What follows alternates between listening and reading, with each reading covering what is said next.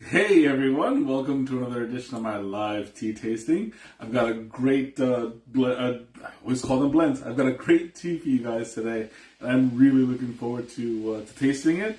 It is the last one of my premier teas from Tea Masters, oh no, it was a mastersteas.com, which is an offshoot of Adagio's brand. And let me tell you, they have not disappointed yet. This stuff is absolutely delicious. So I've been waiting to get to this one because hey Snail, welcome. I really love Jing teas. So today's tea is going to be Feng Jing.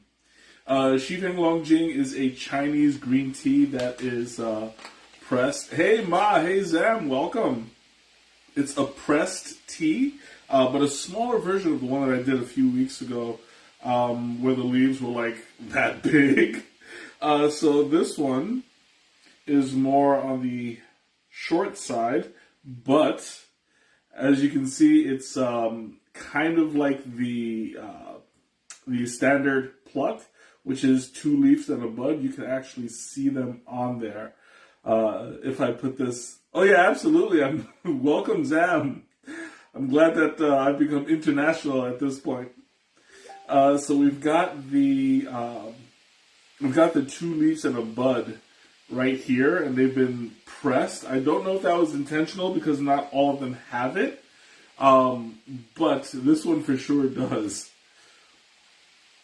So let me just mute my computer. There we go.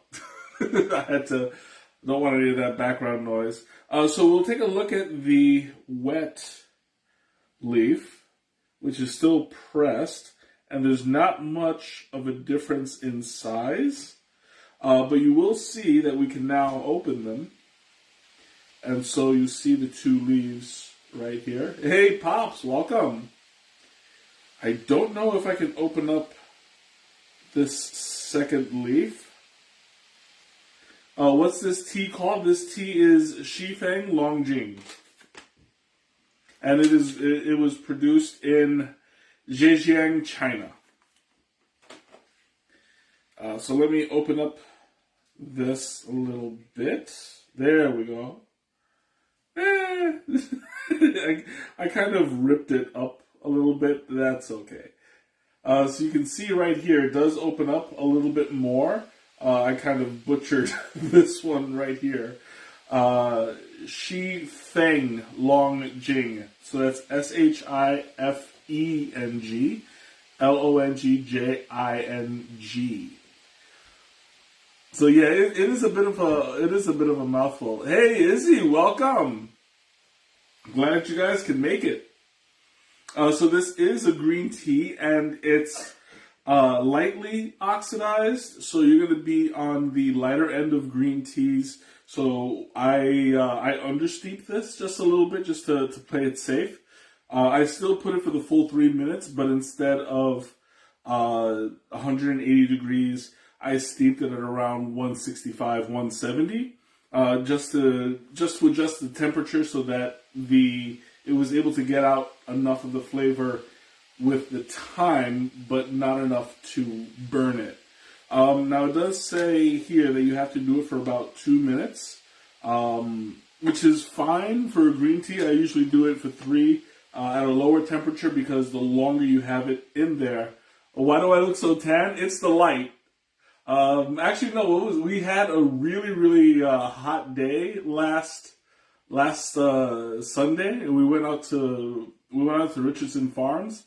So we were. The country club was indoors though. It was indoors, and I'll talk about that later. But we were outside on the farm, and it was really hot. Beautiful day for it. We got lost in a corn maze. It was awesome. But yeah, that's why I have a little bit of color today.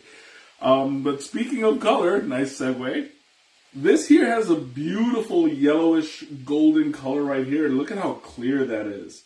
It's like just water straight up. I don't see any sediment. I don't see anything floating in there. So it looks like it's a nice clear liqueur. There's barely any. There's barely any substance in there, so I'm expecting a pretty smooth texture. Maybe it'll be a little bit watery. I don't know. We'll see. But I'm not expecting much mouthfeel. Maybe a little bit. We'll see about that. So let's go ahead without any further ado and take our first slurp. Ooh, that is a nice scent. I gotta talk about the scent right now. Hold on. Ooh, that smells nice and buttery. It's got almost a popcorn smell to it. It's close to kettle corn. I wanna say. That just caught my attention. Like it's very rare when you find a distinct scent on a tea, and usually like the buttery scents you get from a Taiwanese oolong. But this one comes really, really close to it. It smells a little bit vegetal, but it's not overpowering. It's a really sweet scented tea. I had to call that out because like as soon as I smelled it, it's just whew. And I usually forget to just comment on that, but today I had to call it out. All right, let's go ahead and take our first sip.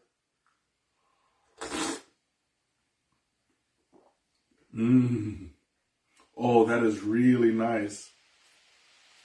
It's maintaining a buttery flavor, but it still has that vegetal taste to it. It's got like it's a little bit vegetal, but not grassy. It's so hard to explain because it's a very delicate green.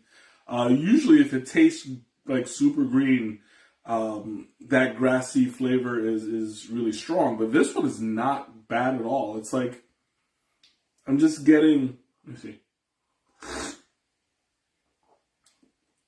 It's very buttery, slightly salty, really pretty milky.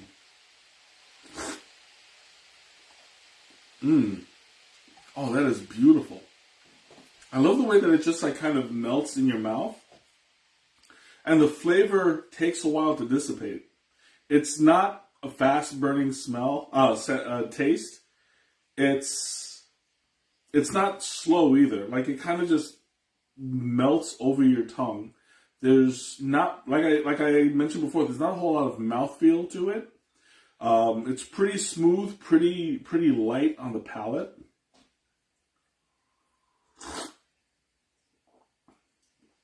And I can compare it to like a nice sweet kettle corn. Gosh, I don't even know how they did that.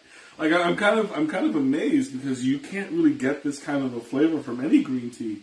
Usually this is like an oolong kind of flavor. But on the oolong, it's a stronger version of this. That is to say, like it's very silky. There's no astringency whatsoever so far. I'll have to wait until it cools down to see if it comes. But so far, I'm very much impressed. I haven't had any astringency. There's no bitterness. Understeeping it was definitely the right idea. Because I don't have that ick that I usually get from green tea when it's been oversteeped. It can get a little bit astringent, and I don't know. It's just really, it can be really profound sometimes if you do it wrong. So I always tell people whenever they brew a green tea to be very careful with it because a lot of the time, if it's done, if it's overdone, it can just turn you off of green tea altogether if you don't know that it's human error. A lot of people just drink the green tea, say ick, and then, they just blame the product. But 9 times out of 10, when you mess up green tea, it's human error, and it's not like something that's like production fault. Of course, if you're going to buy cheap green tea, low quality, you're going to get that kind of experience. But that's when knowledge comes in handy. You have to know what a long Jing is, and determine, one, how to steep it. Two, if it's steeped correctly, do you like that flavor? Three, if it's oversteeped, can you handle your mistake? Over the years, I've learned to, if I mess up a cup of tea, I drink it as kind of a learning experience, and also a punishment, because I should know better at this time, But it's like it's a live and learn process, because you can't always predict the best way to brew a tea. You can just come close to it. Now, sometimes they have the instructions on the bag. Sometimes they don't, and so you have to know a lot about tea, and like feeling the leaf and looking at the color and smelling it to determine what the best way to steep it would be. And that being said, you have to take that chance and experiment a little bit. Sometimes you get it right, sometimes you get it wrong. It all depends. But yeah, that's part of why I love tea so much. It's the trial and error process that really gets intriguing. Oh, that is so nice. I'm going to go ahead and do the Thomas taste a little bit early, because I do have some things I want to talk about. So let's go ahead and taste that. Taste that right now, see how well it goes.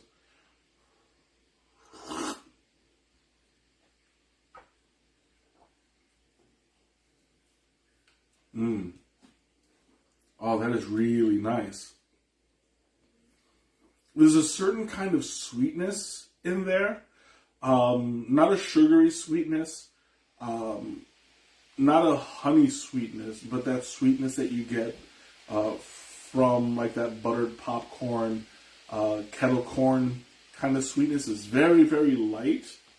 It's very pleasant.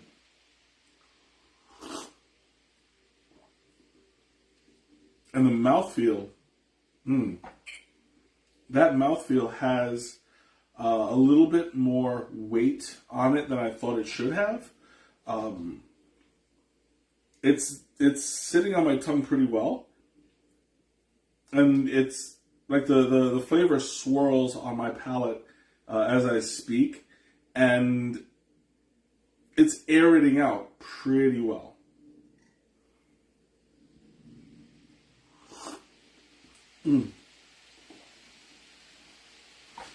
It's almost got like a cereal quality to it.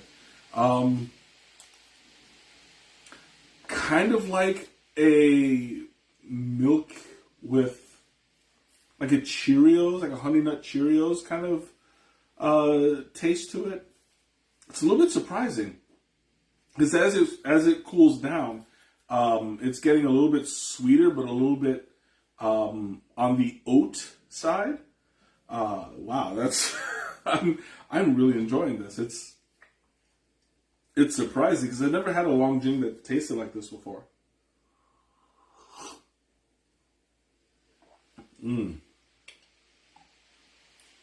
Oh, that is nice.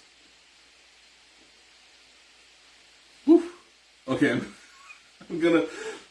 I can't stop drinking it. Okay, I'm gonna go ahead and I'm gonna open up the floor for questions and comments. If you want to talk about, if there's anything you want to talk about, now's the time. I'm opening it up a little bit early. Usually I wait until 8:20, but I do have a couple of announcements to talk about. So I'm gonna get to it a little bit early. The first question that I always bring up first: what would I pair this with?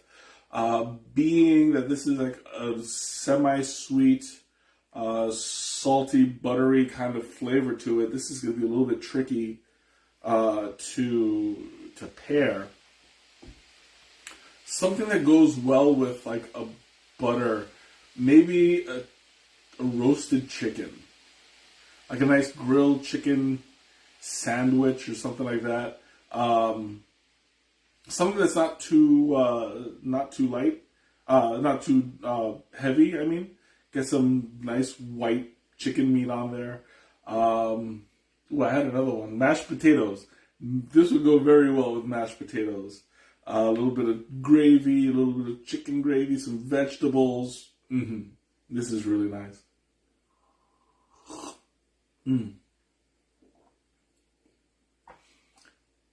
It would probably go well with a nice dessert too. Adding a little bit of sweet to the salty.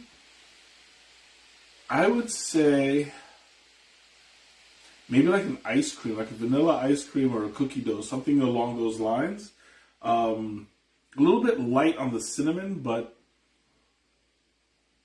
something along those lines, maybe like a pumpkin spice, something like a pumpkin pie. Ooh, pumpkin pie, that sounds good with this. I'm already in like my fall diet mode right now. I'm gonna start drinking some fall teas pretty soon. Be getting like lots of nice spicy chais. I'm gonna break out my my bonfire. I love bonfire in the fall. That's that's one of my favorites. I have like two tins in my cabinet that I haven't even opened yet. So that's gonna be coming out soon. But I'll be drinking that in my office most likely.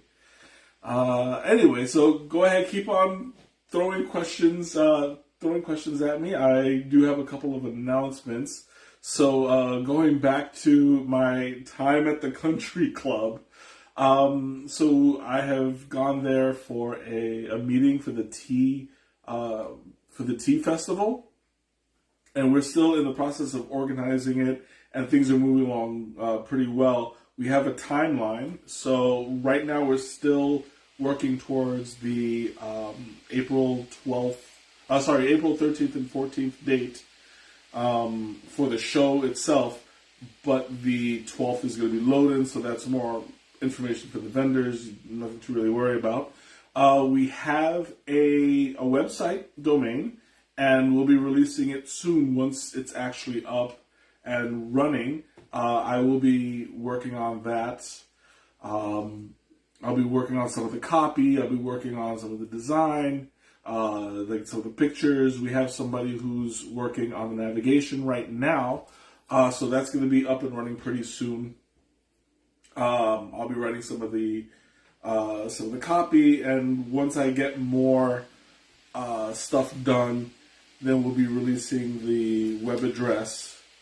I predict, because we wanted to get it done at least by January. I think it'll be done way before that.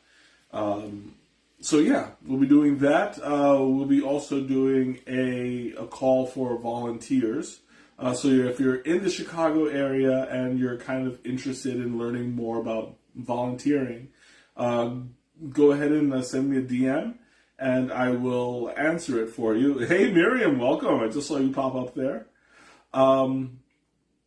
So that will be coming up soon, and I'll be calling out for volunteers. I already have a couple people in mind who may be interested, so you can join that list if you want. Just let me know. Welcome home, Miriam.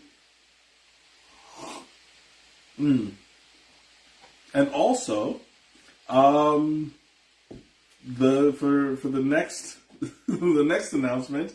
My books have finally been delivered. They will be making their debut at New York Comic-Con. That is next Thursday. It opens up next Thursday. Let me check real quick.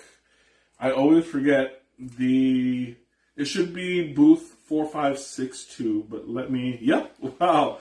My brain works better sometimes. I will be working at the Greg Horn booth, number 4562. It's going to be on the upper floor, the exhibitors hall. So if you're in New York, you have tickets to Comic-Con, come by, see me. I will be autographing this book, and I'll be autographing it for free, and Greg Horn will, I don't know, he probably won't be charging for autographs, unless you want a specialized autograph. If you know Greg's work, he's an excellent artist, and I'm amazed that I have him in my life. He's a wonderful guy. So he will be signing the book. He wrote the foreword. And this is his first time writing a foreword as well. So we're both making our debuts in one way or another. So yeah, he'll be signing books, and there will be 2 other artists at Comic-Con who you'll probably have to hunt down a little bit. With that being said, there's a chance to get 4 autographs on your book. So keep that in mind if you want to stop by New York Comic-Con and purchase a book there. I will have soft covers and hopefully hard covers. I ordered the hard covers; they just haven't been delivered yet. But I have 2 boxes worth of soft covers, so those will be at Comic-Con for sure. Fingers crossed, the hardcovers will be there in time as well. Ooh, excuse me. But either way, I'll be set up and we'll be working there pretty soon. Fighting the hiccups.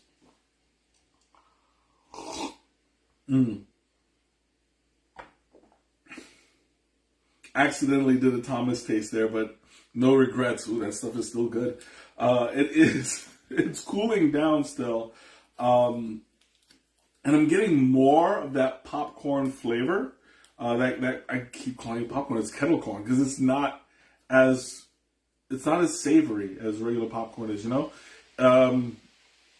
It's very light, very buttery. Ooh, I mean, like this is the kind of tea that if people don't like green tea, they'll most likely like this. This will start them off on the right path.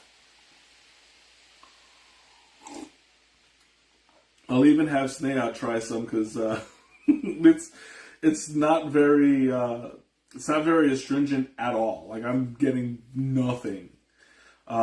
She's more sensitive to astringency, so she'll have like the final word. But right now, this is like really, I'm thoroughly enjoying this. And I'm like, I've been craving green tea lately, but I'm generally not a green tea person. Like I'll drink it from time to time, and I don't dislike it. It's just not my first choice. But I can always recommend a really good one if you're looking. Also, I just realized I almost forgot another thing. You guys notice I'm wearing a hoodie, a Community hoodie. These are still on sale. Once I get my catalog revised, because a lot of stuff my printer doesn't sell anymore, and that's kind of sad. But I figure with the fall coming, now's a good time to remind everybody that you too can also get a Community hoodie. This is super soft, really, really nice. If you are a hoodie person, and I know a lot of people are, how warm is the hoodie? It's pretty warm. It's nice and thick. I'm actually fighting sweat right now because, I guess I'm inside and, I have tea and the hoodie. I'm wearing the hoodie, but it is pretty comfortable. It's not like heavy. I would say it's about mid to heavy warmth. I gotta open up the door. This is like the more I talk, the more the hotter I make myself. You're not going outside. Here she comes, looking to go outside. I didn't open up the door for you. She loves it. Hey, Agnes, welcome. Oh, she loves trying to get outside. I'm just like, I'm teasing her right now. Miriam says, hi, baby. She's staring out. There might actually be like a squirrel or a rabbit out there. She's been like trying to get this thing for all week. It's hilarious. But anyway, where was I lost. Oh yeah, the hoodie. So the hoodie is a pretty good material. Snea, if you want to like comment on the hoodie, because like I don't know, I'm too biased. If you want to describe the hoodie, because I know that you wore it before. I think. Oh no, I got you the. I didn't get you a hoodie. I got you the jacket. I need to get you a hoodie. The hoodie is. You heard it here. The hoodie is great. Like I absolutely love this thing. I don't wear it very often, but I should start doing it. It's actually a really good quality hoodie. So just let me know if you wanna purchase one. I'll check it out on the printer and I'll give you an updated price, because I'm sure the old one is I don't know, they might not have changed it. It's been about, I want to say 4 years, 3 or 4 years since I created that. Let me see, 1, 2. Yeah, it's been about 4 years since I created the catalog, but I haven't made anything. So it also works in the spring. Yeah, like this will get you through all that cool weather. When it starts to get cooler. I wouldn't recommend going out in a hoodie in the middle of Chicago winter without a coat, but this does work under a coat as well. It's not super bulky. Anyway, okay, I think that's all for my announcements. I can't think of anything else right now. So I'm going to open up the floor again. Questions, comments, anything you want to talk about, now's the time. I also want to talk about the processing of this a little bit. As I mentioned before, these are pressed. Now in China, usually they either pan fry their teas in like a wok, and they heat it up and stir it around and stuff. But these, what they do is they pull it out, they dry it, and then they compress it in a press. But I believe it's also steam pressed, so the steam comes down, and they put pressure on it.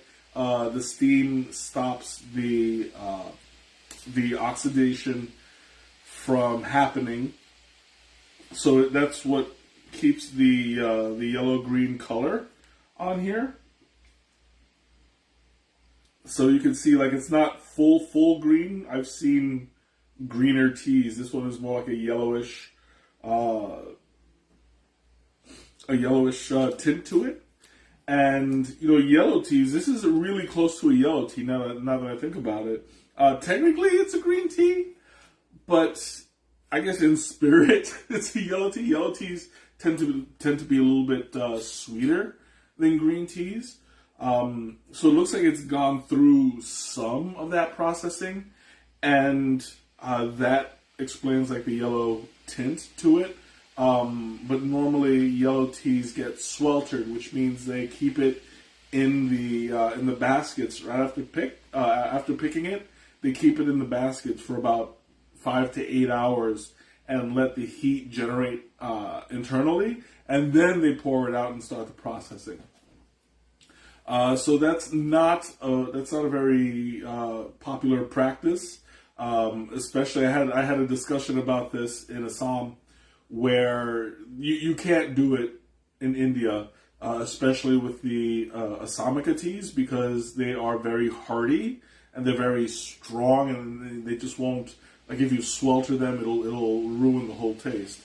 So it looks like that this had a little bit of either on purpose or by accident.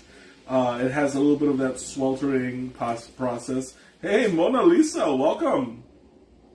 It had a little bit of that smoldering process, and it shows in the flavor. Like this came out really, really sweet, not too vegetal.